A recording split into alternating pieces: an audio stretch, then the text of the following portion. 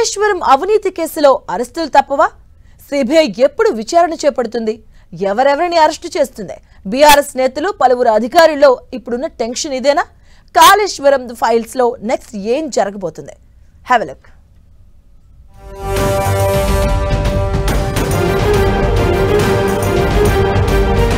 తెలంగాణలో కాళేశ్వరం ఫైల్స్ హీటెక్కిస్తున్నాయి.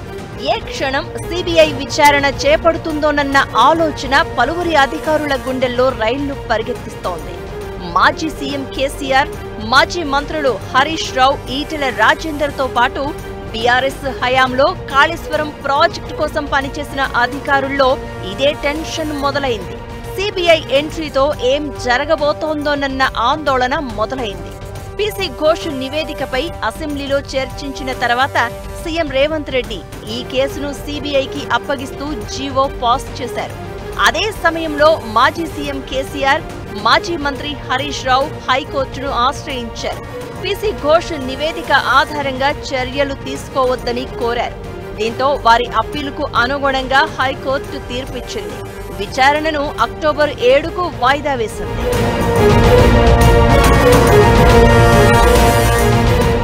అయితే పీసీ ఘోష్ నివేదికను పక్కన పెడితే ఎన్డీఎస్ఏ రిపోర్ట్ ఆధారంగా సిబిఐ కేసు నమోదు చేసే అవకాశం కనిపిస్తోంది. ఇదే ఇప్పుడు కాళేశ్వరం నిర్మాణంలో ఇన్వాల్వ్ అయిన అధికారులు, రాజకీయ నాయకులను ఆందోళన కలిగిస్తోంది.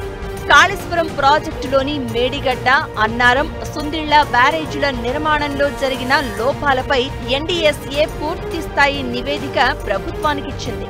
ప్రాజెక్టు నిర్మాణంలో లోపాలు, నాణ్యతలో నిర్లక్ష్యం, ప్లానింగ్, డిజైన్ సరిగా లేనట్లుగా నివేదికలో పేర్కొంది. ఈ అవకతవకల కారణంగా మేడిగడ్డ బ్యారేజ్ కుంగుబాటుకు గురైందని ఎన్డీఎస్ఏ పేర్కొంది. పీసీ ఘోష్ కమిషన్ ఇచ్చిన రిపోర్టును పక్కన పెట్టినా ఎన్డీఎస్ఏ రిపోర్టు ఆధారంగా సిబిఐకి కేసు నమోదు చేసే అవకాశం కనిపిస్తోంది.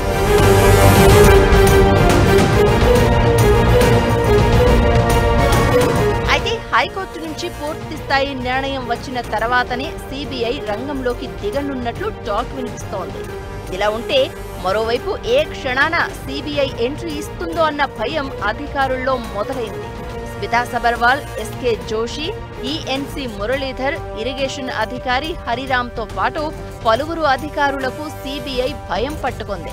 మరోవైపు వీరిపై క్రిమినల్ చర్యలు తీసుకోవాలని పీసీ ఘోష్ కమిషన్ తన రిపోర్టులో పేర్కొంది. అయితే పీసీ ఘోష్ కమిషన్ నుంచి తప్పించుకున్నామనే లోపే సిబిఐ రంగంలోకి దిగుతుందన్న భయం వెంటాడుతోంది.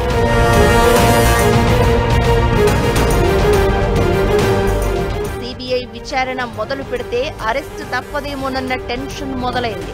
అటు ఇప్పటికే అక్రమాస్తుల కేసులో ఈఎన్సీ మురళీధర్ రావును ఏసీబీ అరెస్ట్ చేసింది. హరిరామ్ వద్ద భారీగా అక్రమాస్తులను గుర్తించి సీజ్ చేసింది ఏసీబీ. మొత్తానికి కాళేశ్వరం అవినీతి కేసులో సిబిఐ బాణం ఎవరికి గుచ్చుకుంటుంది? ఎవరెవరు అరెస్ట్ కాబోతున్నారు? కాళేశ్వరం విషయంలో సిబిఐ విచారణ ఎలా ఉండబోతోందన్న భయంతో పలువురు అధికారులు న్యాయ సలహాలు తీసుకుంటున్నారు.